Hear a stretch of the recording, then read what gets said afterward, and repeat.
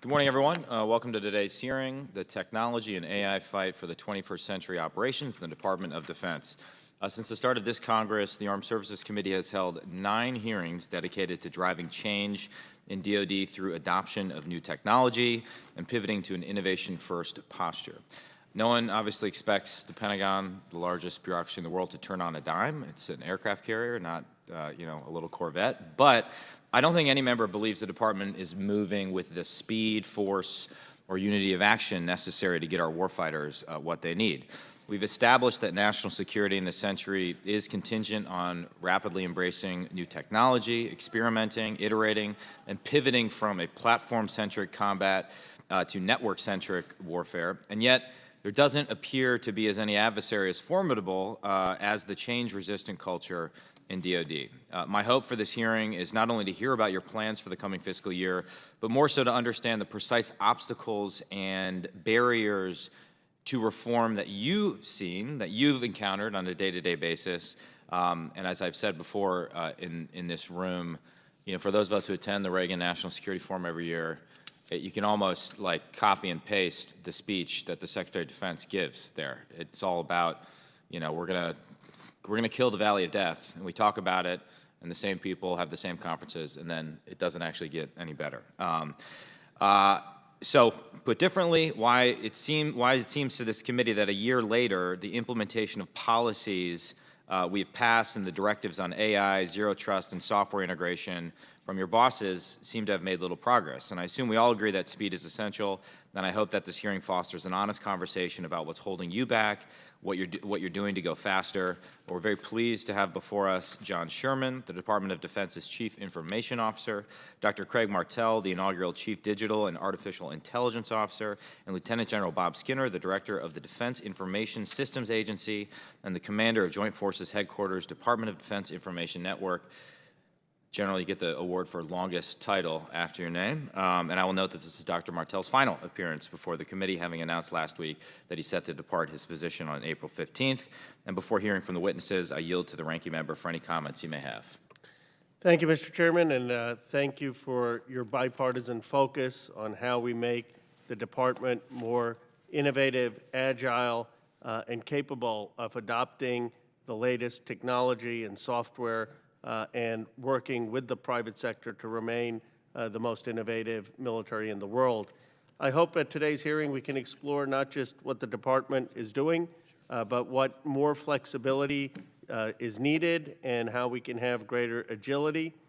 The reality is we have a challenge of harmonizing this ecosystem to bring it up to the speed of modern innovation while operating in our era of great power competition. In particular, efforts such as securing the defense industrial base, implementing zero trust architectures, accelerating the cloud transition, and rollout of a robust identity credentialing and access management capability are fundamental. 2 weeks ago, this subcommittee had a very interesting hearing on software development and software acquisition, and a month ago, the committee held a hearing on accelerating the pace of innovation across the department.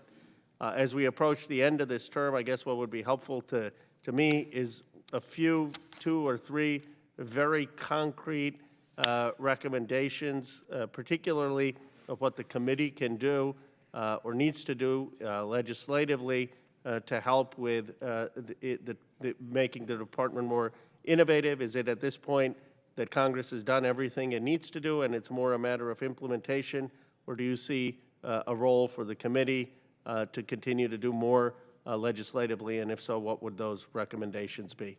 Thank you, Mr. Chairman, and I yield back. Ms. Sherman, you are recognized for 5 minutes. Good morning, Chairman Gallagher, Ranking Member Khanna, and distinguished members of the subcommittee. Thank you for the opportunity to testify before you today. I'm glad to be here with Dr. Martell, as well as General Skinner, as you noted, Director of DISA and Commander of Joint Force Headquarters, DOD. Together, Lieutenant General Skinner and I lead a team that provides direction, oversight, and technical expertise to secure and modernize the department's information technology, enhance warfighting command, control, and communications, or C3, manage the DOD's use of electromagnetic spectrum, and cultivate a digital workforce. We look forward to sharing the progress on the department's digital transformation efforts and discussing our key priorities for fiscal year 2025. As we have seen in Asia and Europe, the cyber threats we face today are evolving, and we must keep pace to both support the nation's warfighters and protect key national security capabilities. Protection of our networks and the networks of the defense industrial base is critical. We are laser focused on zero trust implementation, and earlier this year we expanded eligibility for the Defense Industrial Base cybersecurity program that will significantly enhance the cybersecurity posture for these companies. Cloud computing and software modernization remain central to our IT modernization efforts. When I testified last year, the department was just beginning the enterprise cloud journey, and I'm happy to report significant and successful progress.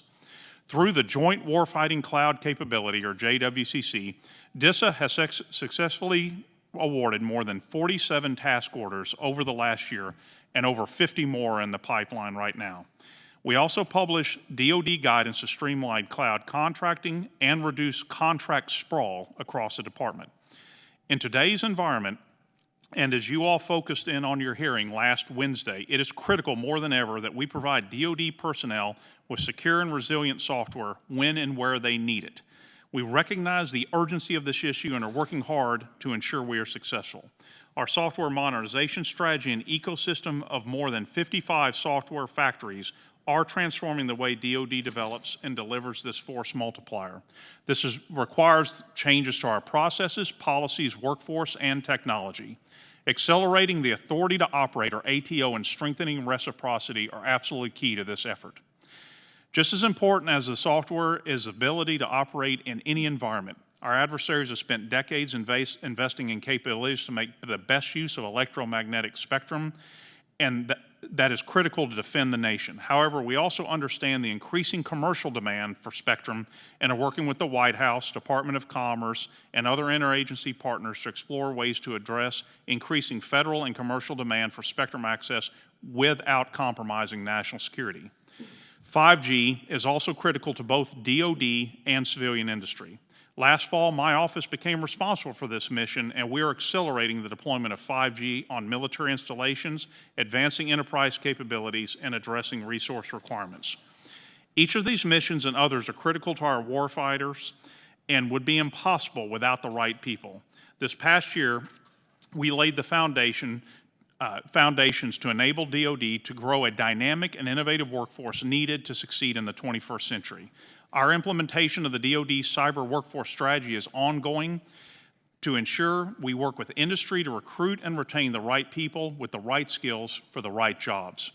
As people are our greatest resource, I understand their interaction with the department's IT infrastructure, weapon systems, and business systems directly affect the mission and morale of each warfighter, civilian and contractor. To enhance user experience, we established a customer experience office to harness resources and data to tackle this multifaceted challenge. Thank you for your consistent and dedicated support and for the opportunity to testify this morning, and I look forward to answering your questions. Thank you. Thank you. Dr. Martell. Thank you all. Chairman Gallagher, Ranking Member Khanna, and distinguished members of the subcommittee, I thank you for allowing me to testify here today and to share the work the CDAO has been doing. I will read through this, but I want to start by answering the direct question, which is, what have we been doing and how can we make it faster? We've spent the last year building what I would call a virtuous cycle. That virtuous cycle is delivering value, creating new demand, and then iterating. And so I'll talk through the tools that we've been using to do that, but I think to answer the direct question at the beginning, we have to continue that virtuous cycle, and I think that's is what's going to increase the acceleration and delivering value to the warfighter. The CDAO is accelerating defense-wide adoption of data analytics and AI so that the DoD can make better decisions faster from the boardroom to the battlefield. We create sustainable change at scale through two functions, leading and overseeing, and this is our principal staff assistant function, mostly through policy guidance and oversight, but also actively delivering capabilities across the full range of the hierarchy of needs. So the hierarchy of needs is how we analyze what needs to get done when. This enables change and speed. It's change at both speed and scale. Speed by delivering apps and products directly to the end user quickly. Think both warfighters and running the business of the DoD.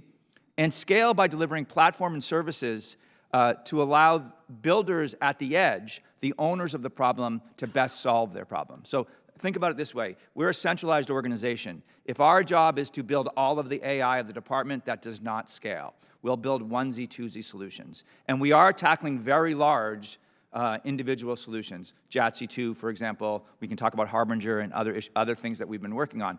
And that's really important for the centralized org with the expertise to drive those issues. But it's also really important to create the tools, policies, processes, and best practices so that the folks at the edge can actually deliver value when they need that value. So they can deliver AI when they need that AI. They're the ones who understand the problem. They're the ones who are going to understand the solution. It shouldn't be centralized. It shouldn't be only centralized. It has to be distributed as well. So we've been tackling both of these fronts simultaneously. The first allows for winning the fight tonight. The second allows for sustainability of those wins.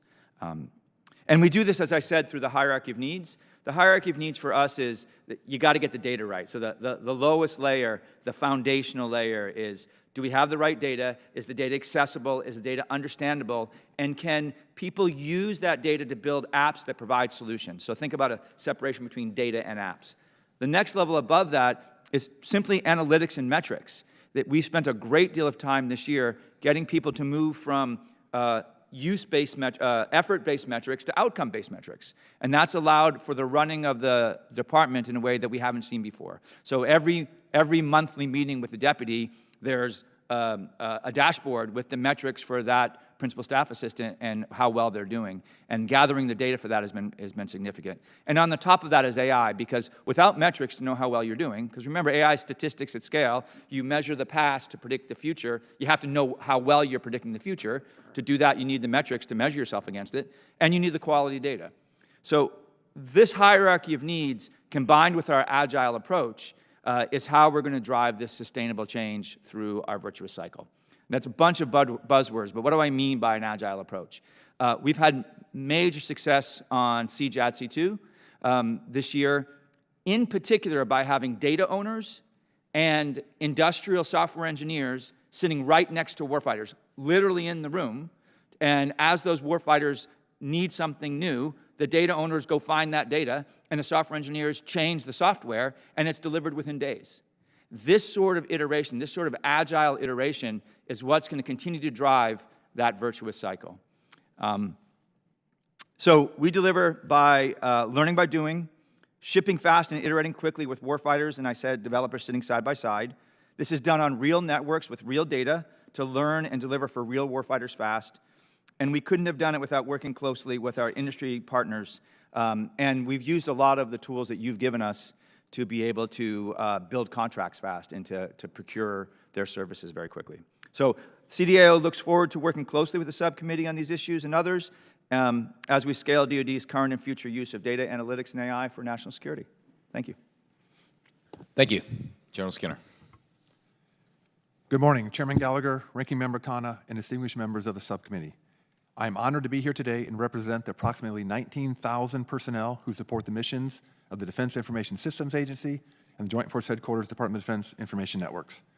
I'm also honored to sit alongside Dr. Craig Martell and one of my two bosses, the Honorable John Sherman, a key ally and partner in the campaign to innovate, modernize, secure, and defend the department's networks, systems, and data to achieve and maintain information superiority.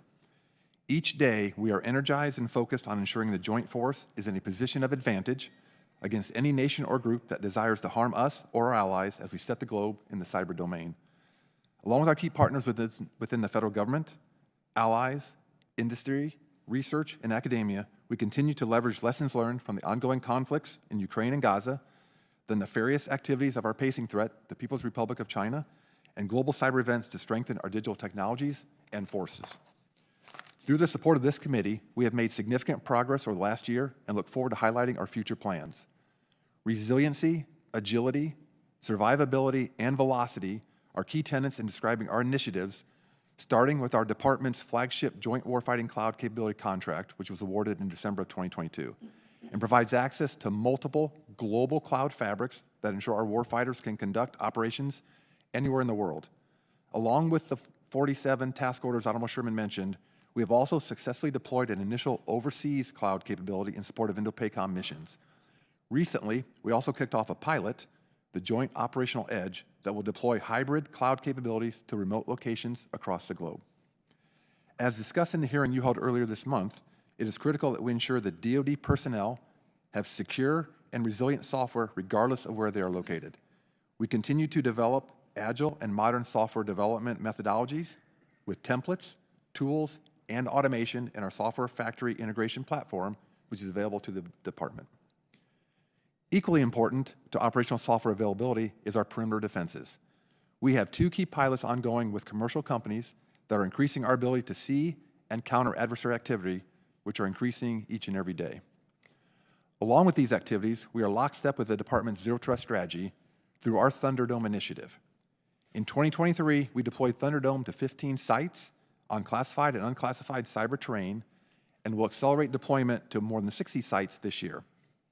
Thunderdome, which is part of our next generation network and data environment, will provide defense agencies and combatant commands with improved user experiences, while also increasing cybersecurity by knowing who is accessing the network and data, limiting individuals to only that data they are authorized to access, enhanced data analytics through artificial intelligence, and increased segmentation like fire breaks in houses that prevent fires from spreading. While we continue to make significant advances, our work is not done.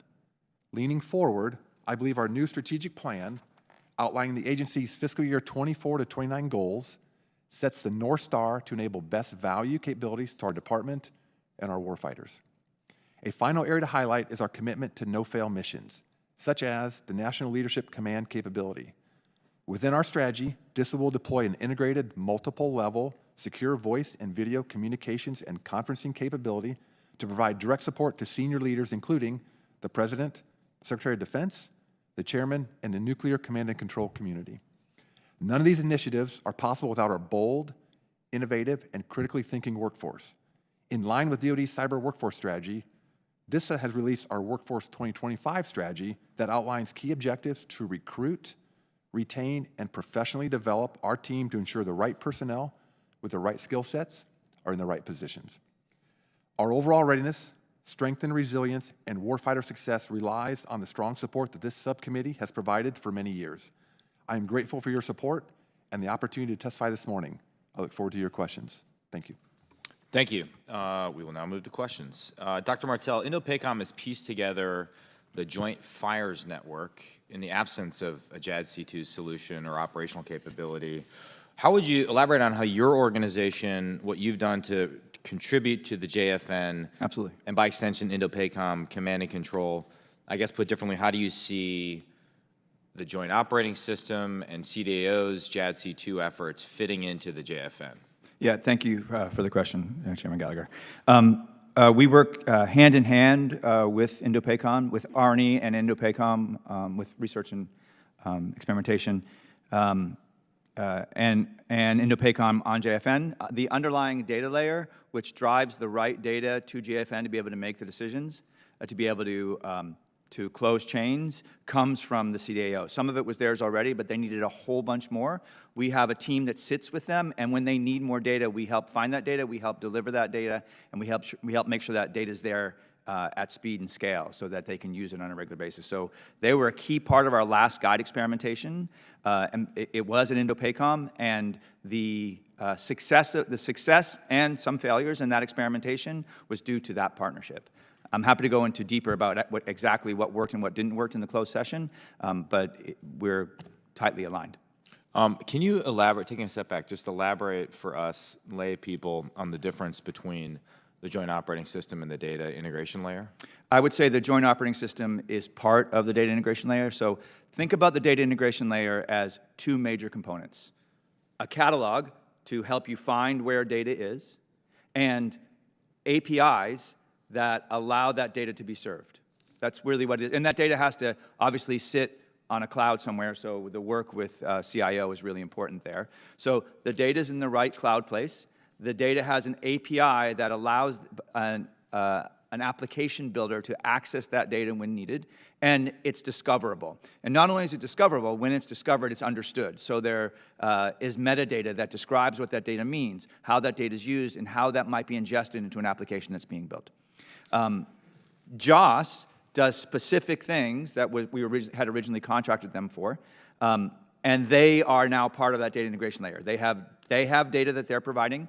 The Anduril has data that they're providing that's part of that has an API layer and is discoverable through that centralized catalog. So you want to think about the data integration layer as a multi-vendor heterogeneous entity that really is the data that's needed is discoverable and accessible. And so that's what we're driving forward. And then in PB25, it says that the JOS is moving to production. I like the idea of CDAO using all sorts of acquisitions authority to move rapidly, taking commercial technology like the JOS through prototyping and into production. But could you elaborate more on how you see the JOS in production? I may have to take that for the record, or for the closed session, because I don't actually know specifically what we can talk about, what it delivers. But so they deliver, and my team can tell me if I'm allowed to now, but they delivered specific information that was necessary for the Joint Fires Network. It's their hardware that's distributed, it's Anduril's hardware that's distributed across the Indo-PACOM theater that allows that data to flow easily. And it's discoverable through our catalog and through our sets of APIs. I think I didn't answer the question more specifically than I did before. Sorry about that. And you're leaving soon. As you look back, what are the metrics that you would judge your tenure on? Massive increase in demand for getting it right. We just did a presentation across the whole department about the current state of JADC2 and the successes that we had. A year ago, there were a lot of, I don't know what this means, I don't know what you mean by getting the data right, I don't know what you mean by having the data accessible to the warfighter at the right time in the right place. That's now well understood. CJADC2, I was very pleasantly surprised. There's no longer an ambiguity, at least within our org, about what CJADC2 is. It isn't a thing. It isn't a system, and it isn't even a destination. It's a set of behavioral patterns and the underlying data flows to support those behavioral patterns. I mean, CJADC2 is command and control for the 21st century. You do command and control in the 21st century by the right flow of data. The demand for that data flowing correctly has, not quite exponentially, but geometrically increased, I would say, over the last year and a half. And if there's a win that I'm strongly willing to claim, it's that.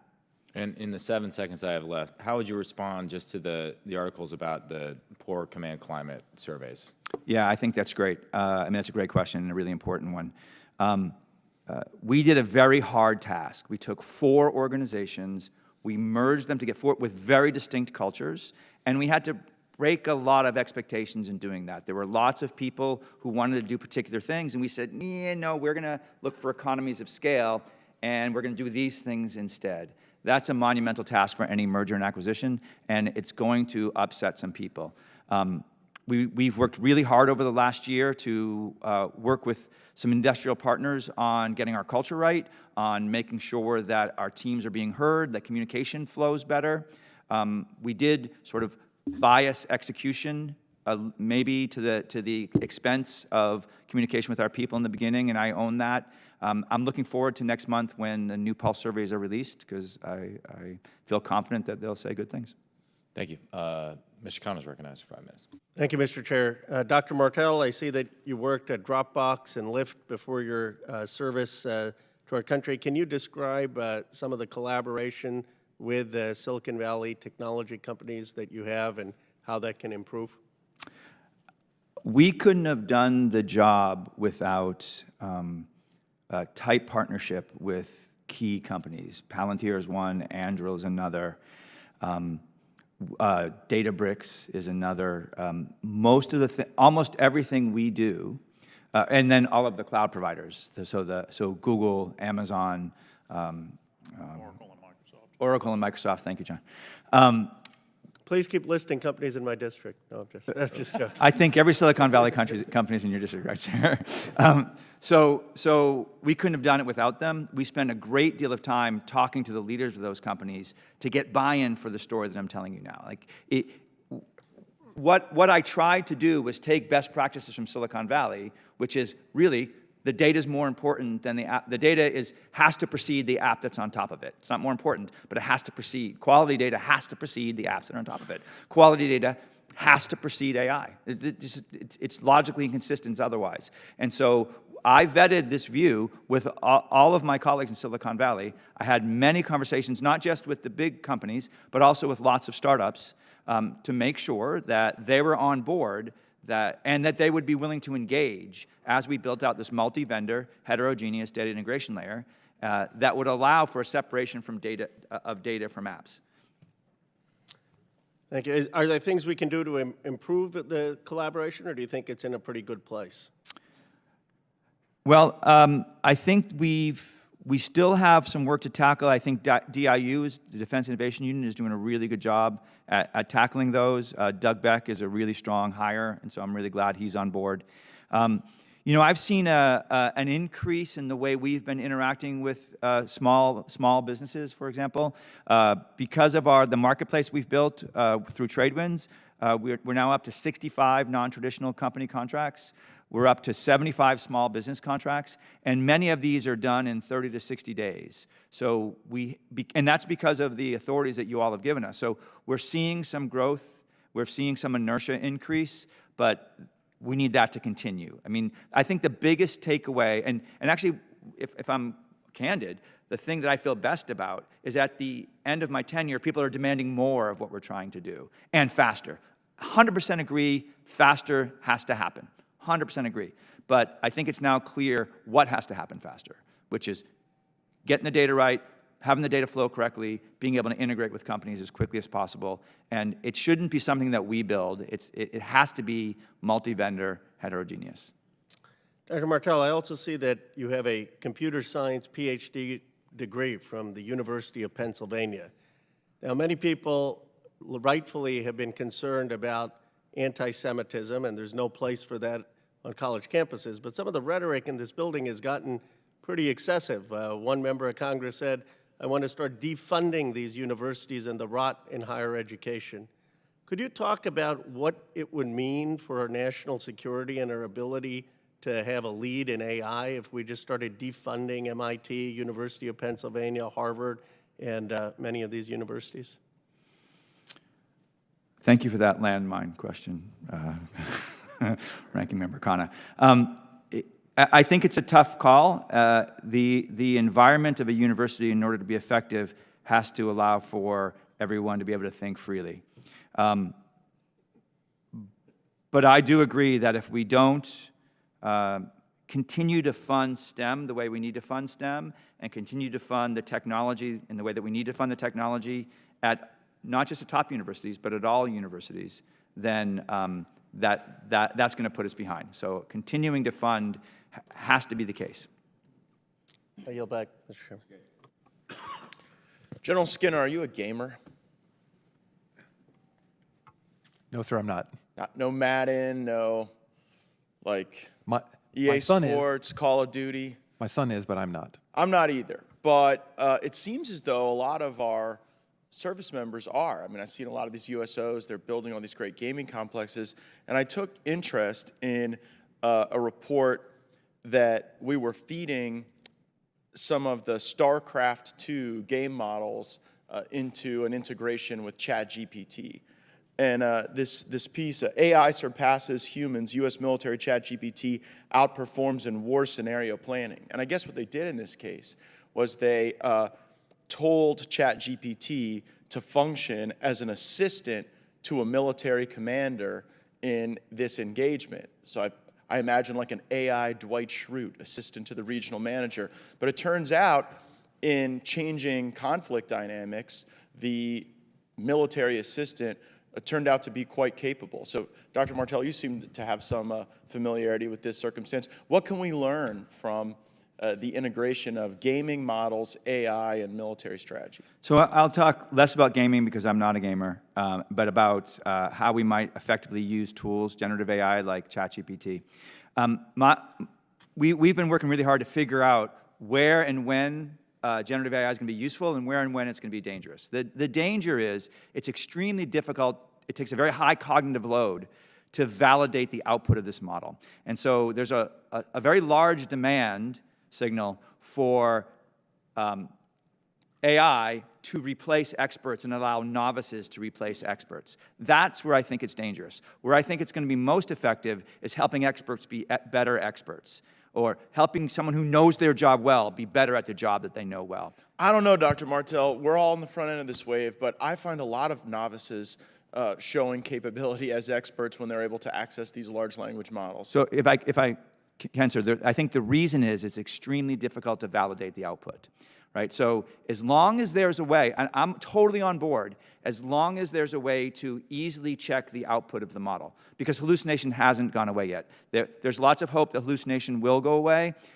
There's some research that says it won't ever go away. That's an empirical open question that I think we need to really continue to pay attention to. But most importantly, if it's a difficult to validate output, then it's going to be, then I'm very uncomfortable with it. Yeah, I mean, I've even used, just in my modest way, like Claude to audit the hallucinations of ChatGPT and vice versa. I can see the young people behind you nodding in the affirmative. So sometimes that can be a check. And I think you're right on the outputs. I think you're dead there, but I think it's dead right. I think it's interesting, though, to think about this in terms of like an assistant. And then you think about that in the air domain and the space domain. But I want to get to the inputs as well, because you made a really good point in your testimony about the quality of the data dictating kind of the ceiling on this enterprise.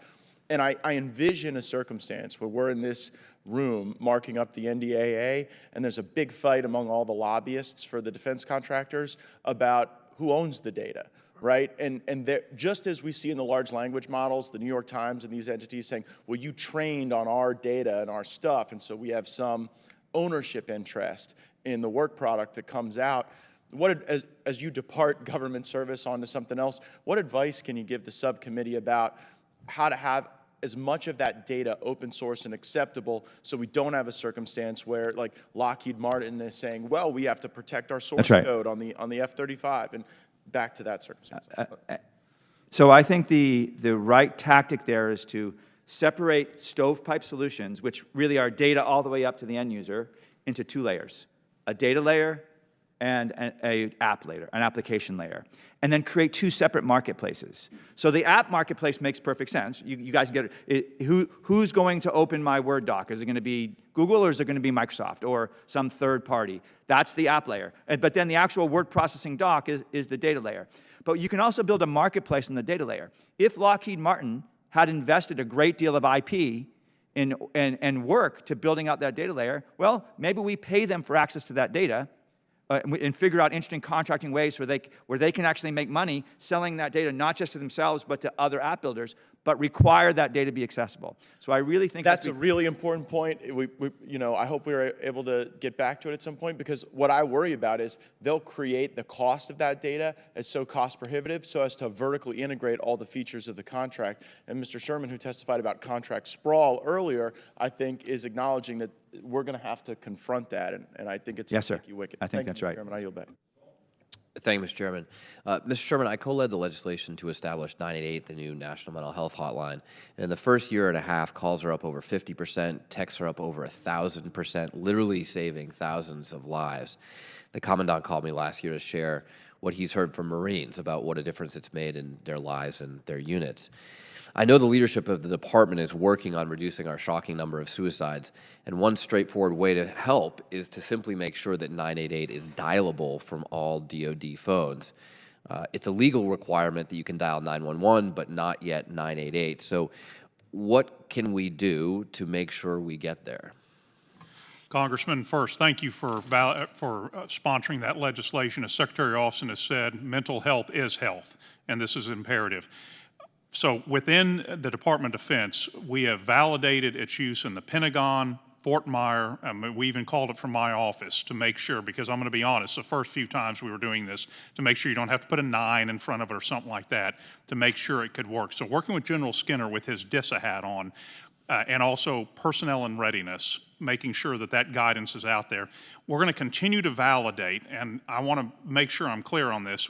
This is going to be an ongoing process for whether it's at Fort Cavazos or Camp Pendleton or Edwards Air Force Base, wherever a service member or civilian is that needs to be able to get to that number, that we're going to have to continually validate this. So this is something we've been talking about just recently here, that this is going to be an ongoing process to make sure that 988 is reachable without having to put 11 in front of it or 9 or things that I would have had to do at Fort Stewart, calling from the day room down at 1580A. So, sir, this is something that got our attention for large and small installations alike to make sure we can validate that. Once the troops know this number by heart, and we've done a lot to make sure it's publicized on bases, it's going to be important to have it accessible from places like Okinawa and Launchstool as well. So I hope you'll keep your horizons Yes, far.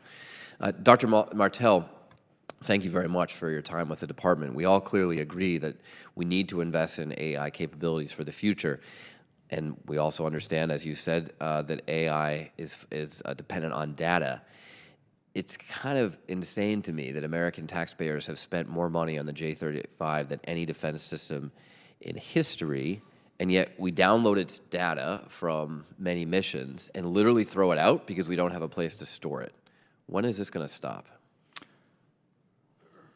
I'm getting all the great questions, aren't I? That is a great question, and I appreciate it. We call that data exhaust, where valuable data is being blown out the tailpipe, and there's an example of it. I don't feel that I have the expertise to answer that question when it's going to stop, but I can say that we have to continue the demand for quality data to deliver solutions, and I believe that virtuous cycle is going to then start creating the demand to understand how that data can be most effective. Well, I would just point out that if my laptop or my phone told me that I was out of space, I could solve that problem in a couple hours. So I don't expect DOD to move that fast, but the fact that this has taken literally years and you still can't give us an answer, I think is a real problem. I'll have to take the rest of that as a question for the record and get back to you. I'm not sufficiently familiar with it. Okay, well, it would be very helpful to have a timeline. And then, of course, once we simply retain that data, you've addressed this in some of the other questions members have asked, how are we going to make it safely available, not just to the primes, right? That's right. But to some of the leading private sector companies in AI innovation? So I think there's two parts to that, the safely and the available. From the available perspective, the technology is there. It's the right APIs that have the right limitations of accessibility on them. But it's more about the contracting to make sure that the folks who have produced the data, I mean, the data is fundamentally the government's data, but then a lot of work goes into massaging that data to make it accessible. And that is IP that should be paid for, in my opinion. But we have to make the contracts clear about what that payment looks like and how it must maintain its accessibility. That's a really big set of work that we have to do. On the safely accessible part, I defer to my colleagues on how we can use Zero Trust to make sure that only the right people are accessing that. Well, look, I would just point out that because of civil-military fusion in China, China's doing this today, right? I mean, they have their top AI companies working on their military problems. So this is another thing where we've got to have the urgency to get this done. Quick question on workforce recruitment, Mr. Sherman. How are we going to find someone to replace Dr. Martell who brings the level of academic expertise and private sector experience to the job? Well, we're certainly going to miss Dr. Martell. He's been a huge combat multiplier. I think Dr. Rhoda Plum, his designated replacement, is pretty darn amazing too, and I think she's going to pick up the baton where he's leaving it there, sir. All right, thank you, Mr. Chairman. I'm glad that you're nodding your head yes, Dr. Martell. That puts me kind of in my comfort zone that somebody's coming in behind you with some expertise to keep widening the road that you've paved. I picked up on I call it cross-functional teams, where you have your engineers sitting with your operators, and that dynamic back and forth just lends itself to forward-leaning success. So I'm sure the expansiveness of that is growing. Yeah. You lead the data integration layer for CJADC2, correct? Correct. This is likely, in my opinion, the most critical position in that department. Given its centrality in moving and exchanging data between and within each services, this likely requires not just coordination, but direction to the various stakeholders. Can you explain what directive authority you've been afforded in building the data integration layer? Can I? That's a great question. In terms of the authorities, I can tell you what we've been doing, and then I can take as a question for the record what authorities we've been doing them under. Okay. But right now, we've been building out the prototype of what it would mean for the hardware to support the flow of data across combatant commands. So for example, combatant commands can have a unified picture of what's going on in the world. We're doing that as the key learning exercise, and we do it every 90 days through these guide exercises, as the key learning exercise to understand what combatant, and through wargaming, what combatant commanders would need to see, and what all of the components under the combatant commanders would need to see, would need to exchange, and how data would need to flow in order for it to go from swivel chair and PowerPoint and email to digital data flows as that information goes across the combatant commands and within the combatant commands. So the next step, which we should be doing within the next 3 to 6 months, is building out a set of requirements so that industry can help join. I mean, we've been doing this with key industrial partners, mostly Palantir and Anduril, but and the technology that we've built, we're leaving behind. It's there, it's available. That's why we call it a minimum viable capability. It's viable. We then need to build out clear requirements that allow other industrial partners to join in and to expand that data integration layer, and then also to expand those capabilities. It sounds like something we might need to tweak this a little bit as you're starting to transition to something that you wish you would have had that the incoming can have. That's something you need to address with this committee, I would say. Absolutely, and I would prefer to take it as a question for the record and get you an absolutely clean definition of what we need. Mr. Chairman, do we have two? Are we doing 2 rounds or just one? Okay. I could use about 4 or 5. All right. Can you, I'm Dr. Martel, can you explain what would be the consequences of affording your position with some sort of directive authority over the services and their development of CJSC2 solutions? I'm not a fan of that, and I'm not a fan of a hard authority there. And I may be saying the wrong words because I haven't quite got up in the 2 years I've been here and all the bureaucratic lingo I should.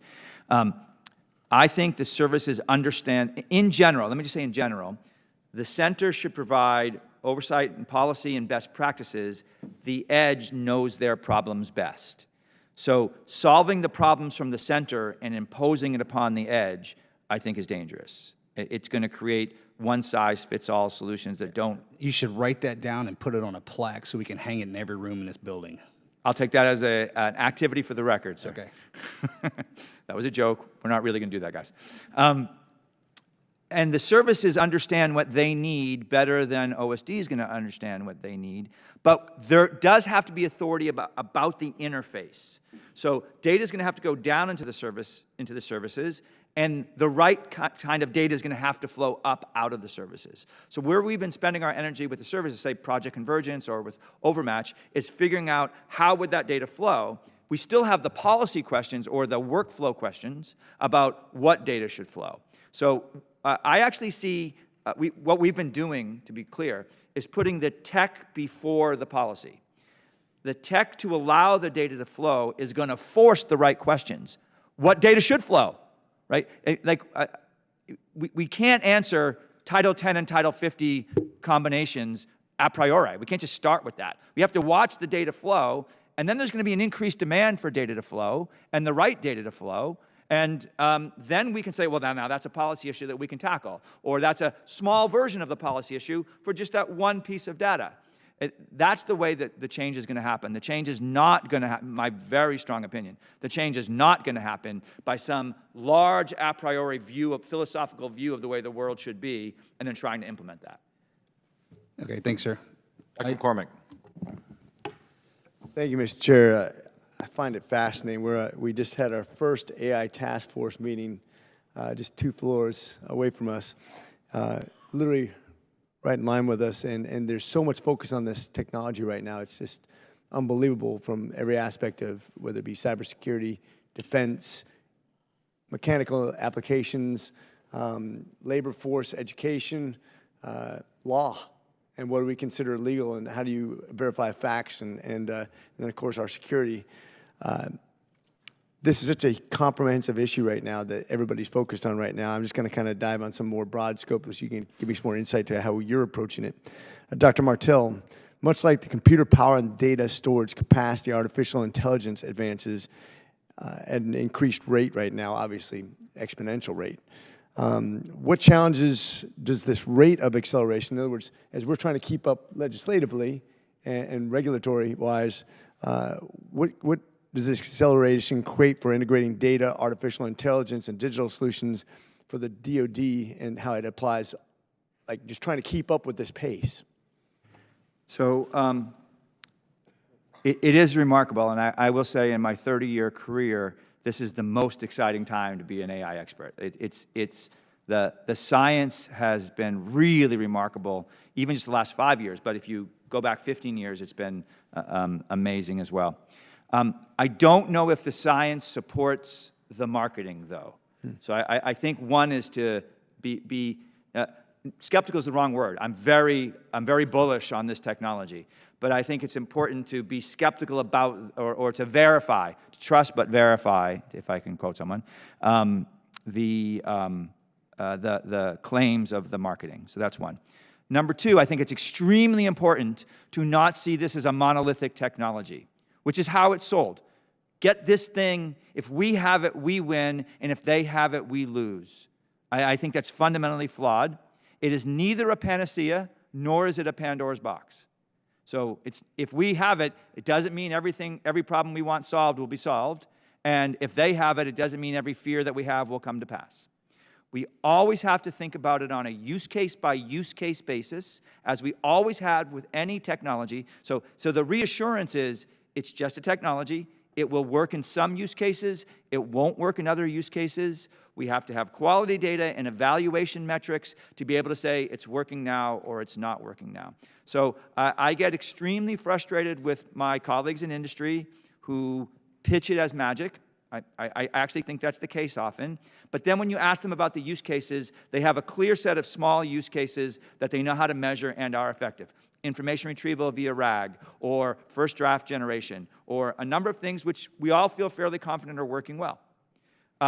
But the sort of pitch that it's going to reason for us, it's going to solve our problems, we're going to be able to do away with brains and use this instead, that's just way overhyped. Now, last year, I think that hype was greater. I think we've all learned in the last year where that hype is starting to come down, and that's making me very happy. So you mentioned a couple things, claims of marketing, and also maybe I would dispute one thing that you said, because we talk about them having it, us not having it. When a country literally talks about taking over an island that produces basically 100% of our AI chips, and we don't have a backup, that's kind of a denial one from the other, and it's different than what you were discussing. I understand. No, and I'm 100% look. The underlying hardware, for example, the CHIPS Act is the right direction to go, because we need to be that. I think is a national security issue. The ability to generate the underlying infrastructure and the underlying data that's going to allow this to be successful. I just meant the models themselves. We have a gap between the science and the marketing.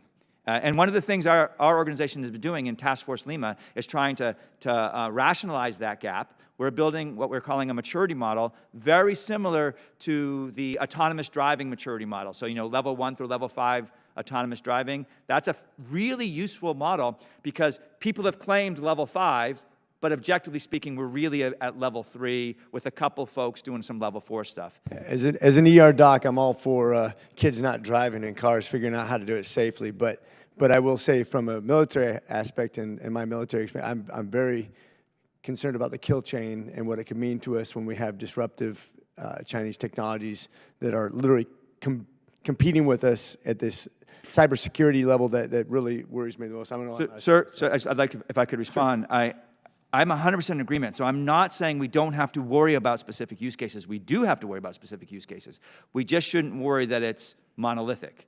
So in particular use cases, we should do what we always do: evaluate what our adversaries can do, evaluate what we can do, invest in ways that we can do it better, and invest in ways in which we can maybe contribute to our adversaries not doing it so well. My only caution was, don't think about it as a scary monolithic technology. Think about particular use cases, and then do the right evaluation of where they are and where we are, and invest accordingly. Thank you, Mr. Chairman. I knew it was going to be a good day when I walked in and I saw so many Air Force folks here, being a former Air Force. Dr. Martell, what concerns me about a conflict with a near peer, and obviously talking about China, Taiwan, is, and it would concern everybody in the committee and everybody on all the witnesses, is the tremendous potential loss of life. Another thing that really bothers me is when you're looking at war games where there's some scenarios where we lose in just a very short time frame 1,000 fighter aircraft. That's devastating, and to avoid that kind of a catastrophic loss, I think we need to employ more unmanned aircraft, most notably, of course, autonomous platforms for not only strike purposes, for sustainment as well.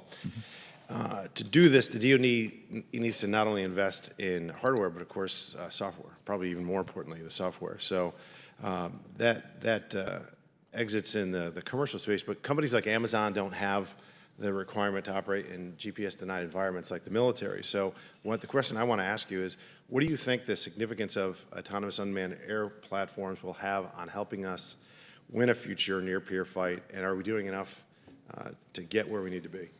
I completely agree with you. I think they're going to be extremely important. And I think we have to continue to drive that forward. One of the things the CDAO is doing is supporting the Replicator initiative by creating a sandbox, if you will, where companies can come using our data to evaluate the success of their unmanned aircraft software with respect to the scenarios that we think are going to be effective. So we're strongly supporting this. Part of what we call AI scaffolding that we're building out, part of this way in which we're trying to help scale the department by giving tools to folks closer to the edge, is this replicator sandbox. And so we'll provide data to that. We'll provide scenarios. I'm pretty sure I'll double check that we're going to provide some software for that. And then the folks who are part of the Replicator initiative will come and try out their software, their prediction, their detection on our data. So we think it's really important, and we're strongly supporting it. Can you talk a little bit more about that? You mentioned the AI scaffolding. So, as I mentioned in my opening remarks, we really see our job as twofold. One is immediate help to the warfighter, and building out tools, processes, policies, best practices that will allow other folks, the ones closer to the problem, to easily build the solution to the problem. Because a centralized team, it cannot build everything, right? That, again, as we talked about before, that creates a one-size-fits-all solution. Part of our support to be able to scale is what we're calling AI scaffolding. So AI scaffolding includes things like the ability to do data labeling as a service, because knowing what you want to detect means humans have to label that data. That's very difficult. Most teams closer to the edge won't know how to do that, so we want to provide contracting and expertise to allow them to do that. Data transformation as a service. The data that has to come into your problem is going to be in 1,000 different formats. The amount of work to transform a PDF, a Word doc, et cetera, into structured data that you need is pretty massive, and that'll take up, for the folks on the edge, all of their time. We want to be able to provide services like that. The building of the model, we strongly believe that should be, because our IP is the data, the government's IP is the data. We strongly believe the building of the model should be contracted to industry. But on the other side, and we'll provide those tools, those contacts, those ability to build initial models yourself. That's part of our AI scaffolding. The final model should probably be built by absolute experts in this field.